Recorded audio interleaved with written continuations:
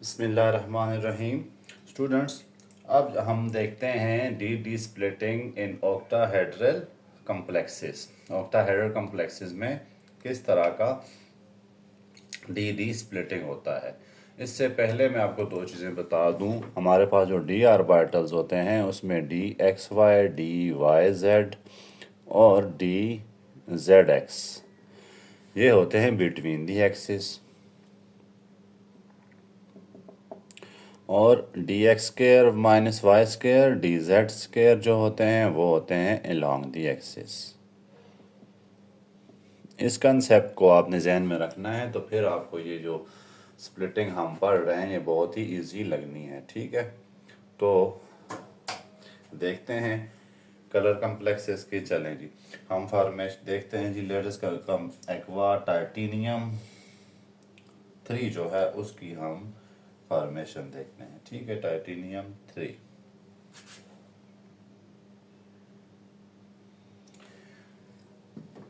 इसका फार्मूला क्या होता है?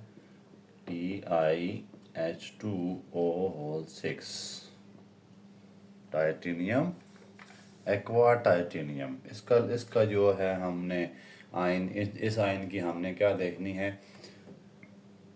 डी स्प्लिटिंग देखनी है। यहाँ मैं आपको दो चीज़ें बता चुका हूँ, इनको जहन में रखें। अच्छा, यहाँ पे 6 वाटर मॉलिक्यूल हैं, ये लिगेंड्स हैं, यानी इलेक्ट्रॉन पेयर डोनेट करते हैं। सेंट्रल मेटल एटम यहाँ पर टाइटेनियम है, यह इलेक्ट्रॉन पेयर को एक्सेप्ट करता है। अब हम इसकी फॉर्मेशन की तरफ चलें तो हमें ये पता है कि in the absence of ligands, ये डी आर्बिटल है 1 2 3 4 5। ठीक है, लिगेंड्स के बगैर इसमें मैं एक इलेक्ट्रॉन शो कर देता हूँ। ये विदाउट लिगेंड्स है। जब लिगेंड्स पहुंचता है इसके पास, टाइटेनियम 3 के पास, तो टाइटेनियम 3 जो है वो उस रिपल्शन फील करता है। रिपल्शन फील करने से क्या होता है, उसके जो एनर्जी है वो बढ़ जाती है। ये T2G हैं, T2G।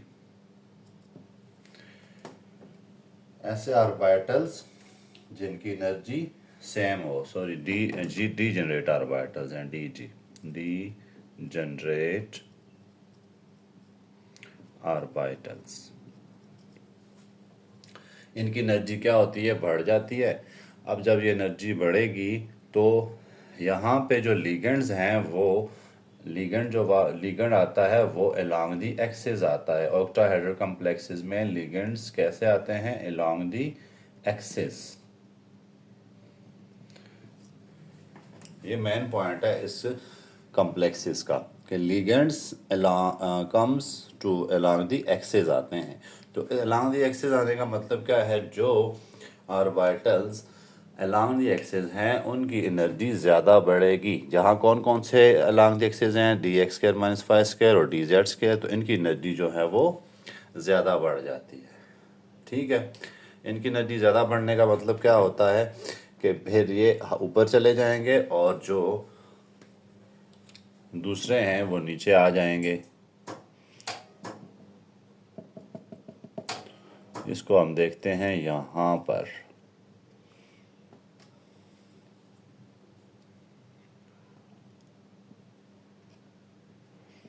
नाम क्या रख लेता हूँ मैं? एक है d x square minus y square और डी जेड स्क्वायर।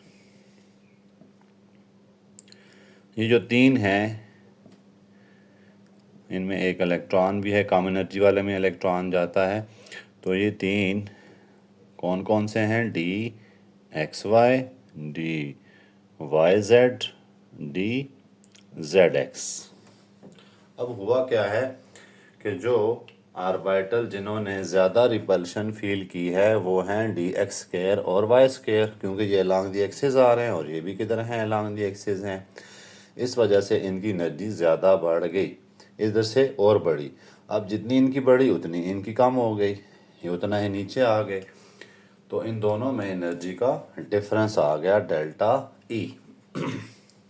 यहाँ तक कहानी आपको समझ आ गई होगी। अब इनके नाम क्या होते हैं ये तो आपको मैंने पिछले लेक्चर में बताया था, T2G है और ये क्या है, EG। T2G जो है इस केस में एनर्जी कम रखते हैं ऑक्टाहेड्रल कॉम्प्लेक्सेस में, और EG की एनर्जी ज़्यादा होती है। स्टोरी में दोबारा रिपीट कर रहा हूँ कि जो डीजनरेट ऑर्बिटल्स हैं टाइटेनियम के 3D, ये 3D ऑर्बिटल्स हैं, जब उनके पास लिगेंड्स आते हैं तो वो क्या होता है, उनकी एनर्जी हायर हो जाती है। उनकी एनर्जी हायर होने से जो है वो स्प्लिटिंग हो जाती है डी ऑर्बिटल्स की। ठीक है, अब चूंकि लिगेंड्स आ रहे हैं अलॉन्ग दी एक्स एक्सिस, तो जो along the x axis orbitals हैं वो ज़्यादा एनर्जी को, रिपल्शन को फील करेंगे। इस वजह से उनकी एनर्जी ज़्यादा बढ़ जाएगी और इनकी एनर्जी थोड़ी कम हो जाएगी। जितनी उनकी बढ़ेगी उतनी ही इनकी कम होगी। ये बात आपको समझ ले गए होंगे। अब उसके बाद क्या होता है, जब हम इस पे फेंकते हैं लाइट, अब जब इस पे लाइट पड़ेगी आकर, तो ये इलेक्ट्रॉन जंप करके क्या कर चला जाएगा ऊपर। ठीक है, अब चूंकि जो दूसरी स्प्लिटिंग है उसमें मैं सारे ऑर्बिटल शो कर देता हूँ, 1 2 ये। ठीक है, यहाँ पे भी इलेक्ट्रॉन टाइटेनियम के शो कर देते हैं।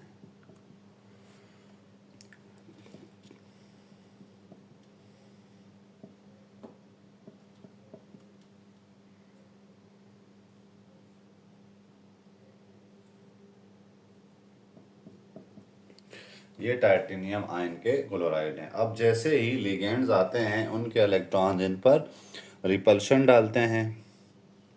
रिपल्शन डालने से क्या होता है कि इनके जो इलेक्ट्रॉन हैं वो जंप करके चले जाते हैं हायर ऑर्बिट में। ठीक है, हायर ऑर्बिट में जाने से क्या होगा कि इनके पास एनर्जी ज़्यादा और इनकी एनर्जी कम हो जाएगी। ऑक्टाहेड्रल कॉम्प्लेक्सेस में आपने इनकी एनर्जी कम, एक ही इलेक्ट्रॉन शो करें, टेट्राहेड्रल में सारे शो करेंगे। तो अब जब इन पे लाइट पड़ती है, जब लाइट पड़ेगी तो फिर क्या होगा, ये इधर आके लाइट पड़ती है तो ये इलेक्ट्रॉन एक्साइटेड होके ऊपर चला जाएगा। ठीक है, ऊपर जाके अनस्टेबिलिटी फील करता है क्योंकि वहाँ पर पहले ही ज़्यादा एनर्जी होती है, इसलिए वहाँ से इलेक्ट्रॉन को वापस आना पड़ता है। जब वो वापस आता है तो फिर ये कलर कौन सा, ये जब इसमें लाइट पे पड़ेगा तो कौन सा कलर एब्जॉर्ब करता है, ग्रीन लाइट करता है, ग्रीन लाइट को एब्जॉर्ब करेगा। जब लाइट पड़ेगी ना तो ग्रीन लाइट एब्जॉर्ब हो जाएगी। ठीक है, ग्रीन लाइट एब्जॉर्ब होगी तो उसका कम्प्लीमेंट्री कलर वायलेट हमें नज़र आ रहा होगा। वायलेट कलर का ये टाइटेनियम क्लोराइड, एक्वा टाइटेनियम जो है वो हमें वायलेट कलर में नज़र आएगा। ठीक है, मैंने कल आपको इसका वैगन व्हील बना के दिखाया था, दोबारा मैं यहाँ बना देता हूँ। देखें, ये आपके पास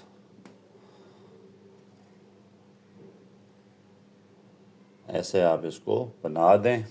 ठीक है, तो उसमें आपने करना क्या है, सारे कलर्स जो हैं उसमें से इंडिगो गायब कर दें, बाकी आप बना दें। वी है, बी है, जी, वाई, ओ एंड आर।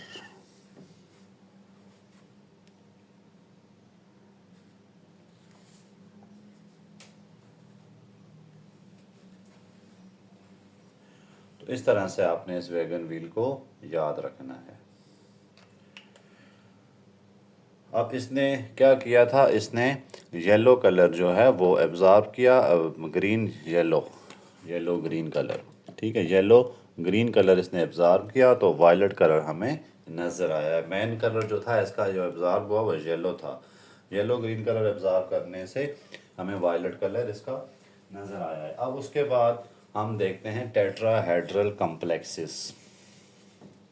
अच्छा, इसके अलावा डी डी स्प्लिटिंग क्या होती है, डी ऑर्बिटल्स का इन दो एनर्जी वाले ऑर्बिटल्स में डिवाइड हो जाना, इसको कहते हैं डी डी स्प्लिटिंग।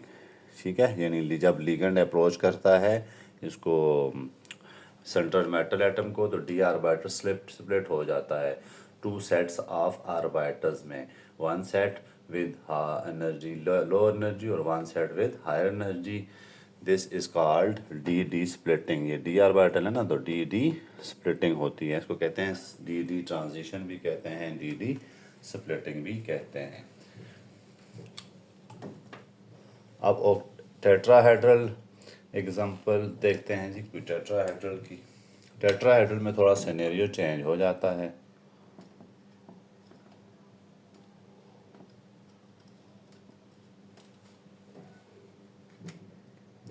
टेट्राहेड्रल में क्या होता है, टेट्राहेड्रल में लिगेंड जो हैं वो आते हैं बिटवीन दी एक्सिस, ओ बिटवीन दी एक्सिस आएंगे, ये आपने याद रखना है।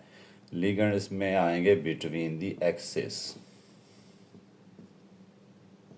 ऑक्टाहेड्रल में अलोंग दी एक्सिस और टेट्राहेड्रल में बिटवीन दी एक्सिस। अब जब बिटवीन दी एक्सिस आएंगे तो बिटवीन दी एक्सिस कौन होते हैं, ये तीन ऑर्बिटल्स हैं, इनकी एनर्जी अब ज़्यादा हो जाती है। पहले केस में किसकी होती थी, d x square d y square की ऑक्टाहेड्रल में। यहाँ पर क्या हो रही है,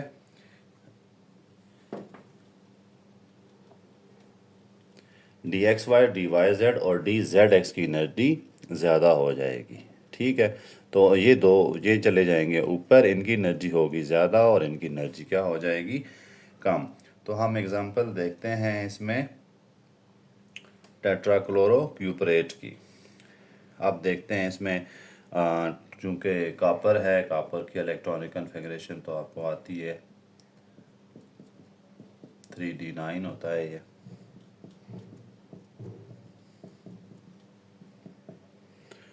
अच्छा,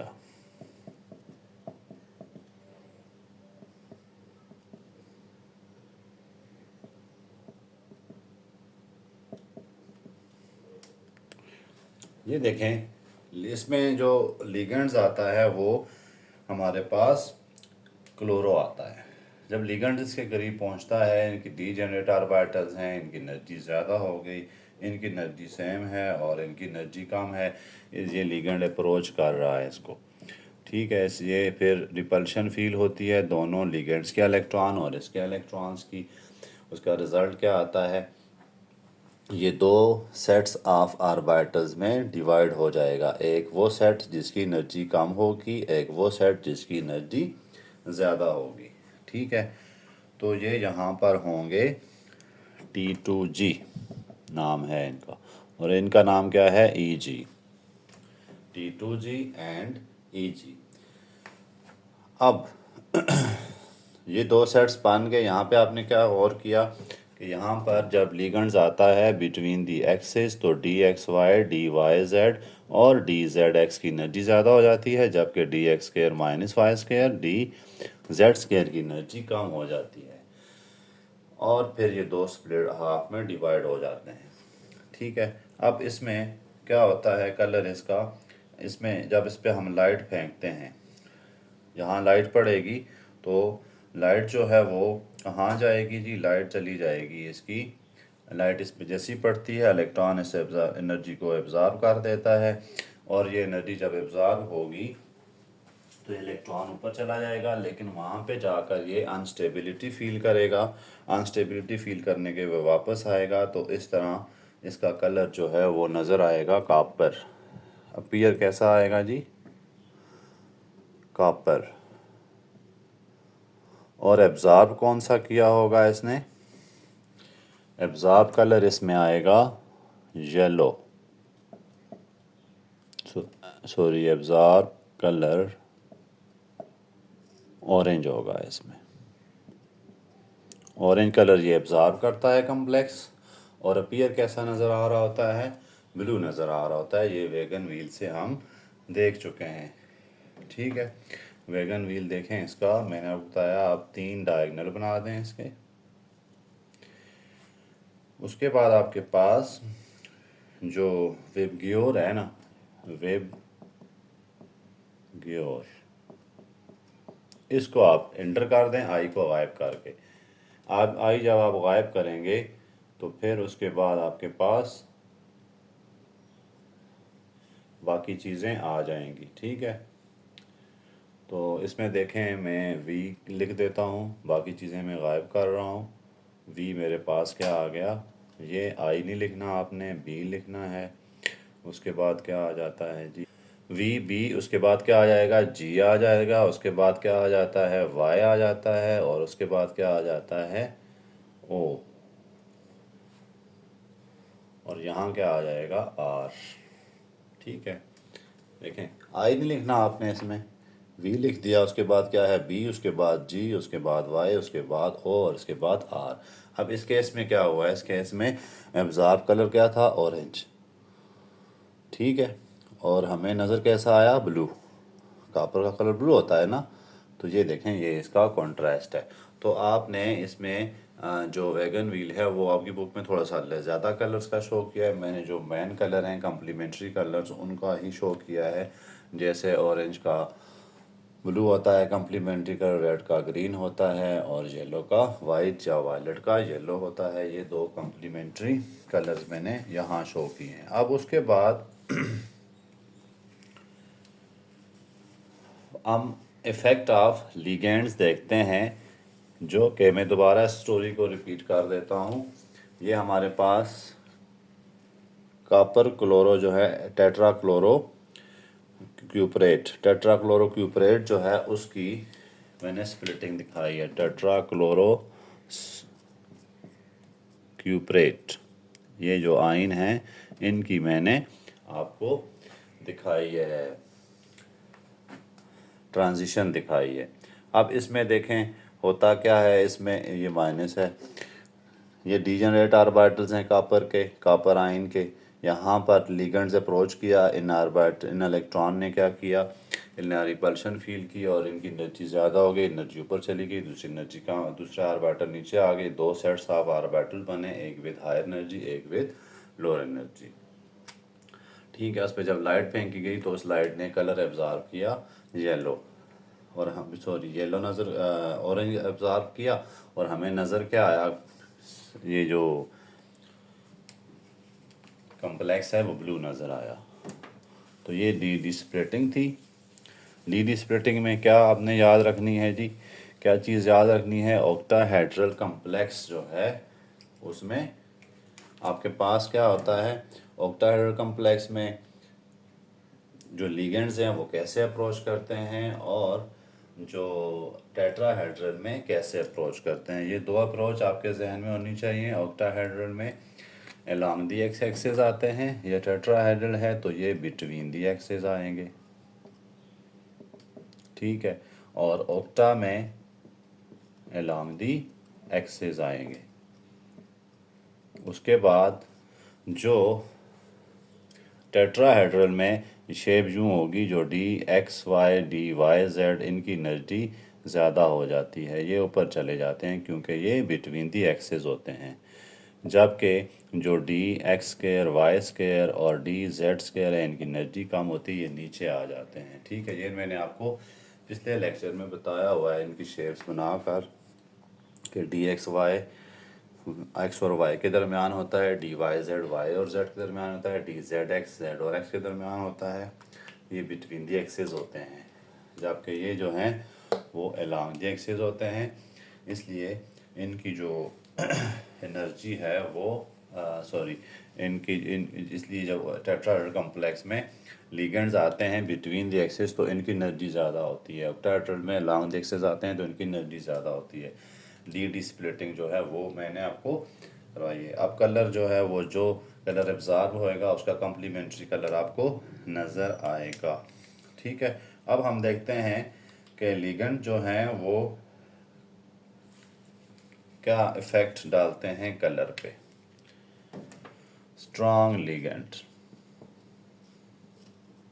दो तरह के लिगेंड्स हमने पढ़े हैं, दूसरा है वीक लिगेंड्स। स्ट्रॉन्ग लिगेंड्स क्या करते हैं? मोर स्प्लिटिंग, क्या काम होता है इनका? मोर स्प्लिटिंग। ये जो डी ऑर्बिटल स्प्लिट होते हैं, ये वाला एनर्जी गैप ज़्यादा कर देते हैं। जो वीक होते हैं वो लेस स्प्लिटिंग करते हैं, यानी कम जो है उनको दूर भेजते हैं। तो मोर स्प्लिटिंग और लेस स्प्लिटिंग। अब आपको ज़रा स्ट्रॉन्ग और वीक का थोड़ा सा मैं आइडिया वैसे बता देता हूँ। स्ट्रॉन्ग जो है, जैसे मैं आपके पास यहाँ पर SFL स्ट्रॉन्ग फील्ड लिगेंड्स हैं। इसमें C को मैं ले लेता हूँ और N को ले लेता हूँ, ठीक है। ये ज़्यादा इलेक्ट्रॉन डोनर है, डोनेट करता है इलेक्ट्रॉन को, ठीक है, और नाइट्रोजन कम करता है, इसलिए C जो है वो ज़्यादा स्ट्रॉन्ग है। C क्या है? ज़्यादा स्ट्रॉन्ग है। इसका मतलब है अगर साइनाइड आयन आता है तो वो ग्रेटर होगा इससे अमोनिया से। स्ट्रॉन्ग फील्ड लिगेंड क्या आपने देखना है, कौन सा ज़्यादा इलेक्ट्रॉन डोनेटिंग है, डोनेट ज़्यादा करने की कोशिश करता है, खींचे ना इलेक्ट्रॉन बल्कि वो डोनेट करे। डोनेट करने से क्या होगा? पुशिंग ज़्यादा होगी, ठीक है। इसलिए साइनाइड आयन जो है वो ज़्यादा स्ट्रॉन्ग है एज़ कंपेयर टू अमोनिया। इसी तरह वीक फील्ड की बात करें, आगे मैं चला जाता हूँ H2O को, आगे मैं चला जाता हूँ वीक फील्ड लिगेंड्स। इसमें आ जाता है O और इसके बाद मैं दूसरे कर देता हूँ इसमें X, ठीक है। O में अब देखें हमारे पास वाटर होता है, इसमें तो होते हैं हेलोजेंस। अब इसमें हमने क्या करना है, अमोनिया इससे ज़्यादा होता है, वाटर इससे ज़्यादा होता है। अब आपने गौर करना है कि आपको कैसे पता चलेगा कौन सा लिगेंड्स कितना स्ट्रांग है। तो वो आपने क्या हिंट याद रखनी है, क्या टोटका याद रखना है? जो लिगेंड जो है वो जिसमें इलेक्ट्रॉन डोनेटिंग ग्रुप होगा वो ज़्यादा होगा, स्ट्रांग फील्ड होगी, और जिसमें कम इलेक्ट्रॉन डोनेटिंग इफेक्ट, जो इलेक्ट्रॉन खींच रहा है वो क्या होगा फिर? Weak link field. Strong field ligands क्या होते हैं? जो मोर स्प्लिट करते हैं डी ऑर्बिटल्स को, डी ट्रांजिशन ज़्यादा करते हैं। और वीक फील्ड क्या होते हैं? जो डी ट्रांजिशंस को कम करते हैं। अब आपकी बुक में उन्होंने कुछ लिस्ट सी बनाई हुई है, मैं उसको लिखता हूँ, फिर मैं आपको थोड़ा सा एक्सप्लेन कर देता हूँ। ये उन्होंने शुरू में 2 लिखे हुए हैं, CN ग्रेटर दैन NH3, बहुत सारे हैं, लेकिन आपकी बुक में इसी तरह से H2O greater than OH greater than chloride greater than bromide. अब गौर किया स्टूडेंट आपने, ये किस बेस पे है? ये ज़्यादा इलेक्ट्रॉन डोनेटिंग है, ये इसकी इलेक्ट्रोनेट ज़्यादा होती है, खींचने की कोशिश करता है, डोनेट करता है लेकिन इसके मुकाबले में काम करता है। इस तरह H2O में देखें, H और O जो है वो गिरा हुआ होता है, इसमें लोन पेयर 2 होते हैं, इसमें 3 होते हैं, ये ज़्यादा डोनेट करता है, इसमें कम एबिलिटी होती है डोनेट करने की। क्लोराइड आयन आपको पता ही है, वो इलेक्ट्रॉन खींचते हैं पूरे इलेक्ट्रॉन, जो पीरियोडिक टेबल में उन सबसे ज़्यादा उसकी इलेक्ट्रॉन नेगेटिविटी होती है। ब्रोमाइड आयन का भी यही हाल होता है, ठीक है। तो स्ट्रांग फील्ड लिगेंड जो है वो ग्रेटर स्प्लिटिंग करेगा, और वीक फील्ड लिगेंड, अब मैंने आपको कंसेप्ट ही बता दिया है कि स्ट्रांग फील्ड और वीक फील्ड की आप कैसे जो लिगेंड्स हैं उनमें कैसे डिफरेंशिएट कर सकेंगे, ठीक है। इसके अलावा जो स्ट्रांग फील्ड लिगेंड होते हैं वो, सपोज करें मैं ये इसी की बना देता हूँ, ये उन्होंने कर दिया। स्ट्रांग फील्ड अगर आ जाती है SFL स्ट्रांग फील्ड लिगेंड आता है, वो डेल्टा E कर रहा है इतनी, ये डिस्टेंस आप देखें ज़्यादा है। अगर मैं वीक फील्ड लेके आता हूँ, इसी को मैं कर लेता हूँ, तो वो सपोज करें इतनी स्प्लिटिंग कर रहा है। अब जो जितनी ज़्यादा स्प्लिटिंग करेगा, वो जो ज़्यादा स्ट्रांग होगा वो ज़्यादा फील्ड को, जो डी स्प्लिटिंग को वो करेगा, ठीक है। तो कलर जो हैं वो तो फिर आपको कम्प्लीमेंट्री कलर ही नहीं आते हैं, ठीक है। अब आपने बाकी इसमें और जो अगर आप देखना चाहते हैं मज़ीद कलर्स का कंपैरिजन करना चाहते हैं, दो उन्होंने आपको कंपाउंड दिए हैं और उनमें जो लिगेंड्स हैं वो चेंज किए हैं, उसका थोड़ा सा आप कंट्रास्ट देख लें। जैसे मेरे पास है हेक्सा एक्वा कॉपर और इसका कलर होता है ब्लू। दूसरा इसी का कंट्रास्ट में देखेंगे, ठीक है, यानी वाटर से थोड़ा ज़्यादा कौन सा होता है, स्ट्रांग होता है, +4NH3। अभी हमने क्या देखा, NH3 ज़्यादा स्ट्रांग होता है किससे, वाटर से। तो क्या करेगा, रिप्लेस करेगा ना इसको। 6 वाटर हैं, 2 और 4 रिप्लेस हो गए, 2 बच गए।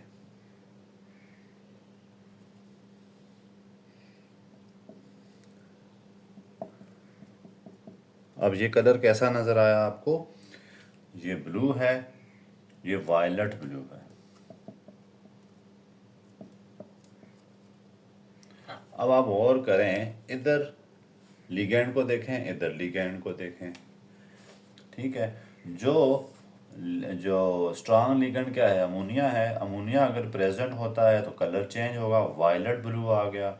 और अगर जो वीक फील्ड था, वीक लिगेंड था, वो क्या कर रहा है, ब्लू कलर दे रहा है। तो इसमें स्ट्रांग फील्ड लिगेंड जो हैं वो थोड़ा सा, चूँकि स्प्लिटिंग ज़्यादा हो रही होती है स्ट्रांग फील्ड की वजह से, दूर दूर जा रहे होते हैं, तो इसलिए तो एनर्जी का गैप भी ज़्यादा आता है ना, इलेक्ट्रॉन को ज़्यादा डिस्टेंस कवर करके ऊपर जाना पड़ता है, ज़्यादा एनर्जी एब्जॉर्ब करनी पड़ेगी, ठीक है। जैसे मैंने अभी आपको बताया ना, यहाँ से सपोज करें इलेक्ट्रॉन ने आना है, इसमें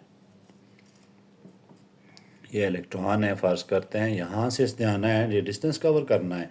अगर ये स्प्लिटिंग कम होगी तो जल्दी ऊपर आएगा, थोड़ी सी एनर्जी एब्जॉर्ब की हुई होगी। लेकिन अगर वो दूर हो, स्प्लिटिंग ज़्यादा हो जाती है तो उसको दूर आना पड़ेगा, ज़्यादा डिस्टेंस कवर करना पड़ेगा। ज़्यादा डिस्टेंस कवर करने से क्या होगा, वो ज़्यादा एनर्जी एब्जॉर्ब करके ऊपर आएगा, तो कलर पे भी फिर इफ़ेक्ट पड़ेगा, ठीक है। अब कलर ज़ाहिर फिक्स होते हैं, वो ये नहीं बताते कि किस लिगेंड से इतना ही कलर आएगा। हर कंपाउंड्स में ये चीज़ चेंज है। लेकिन यहाँ पे आपने क्या देखना है कि डेल्टा ई कौन ज़्यादा करता है और कौन कम करता है, ठीक है। तो उम्मीद है आपको कुछ ना कुछ आइडिया हुआ होगा इस लेक्चर से कलर्स का।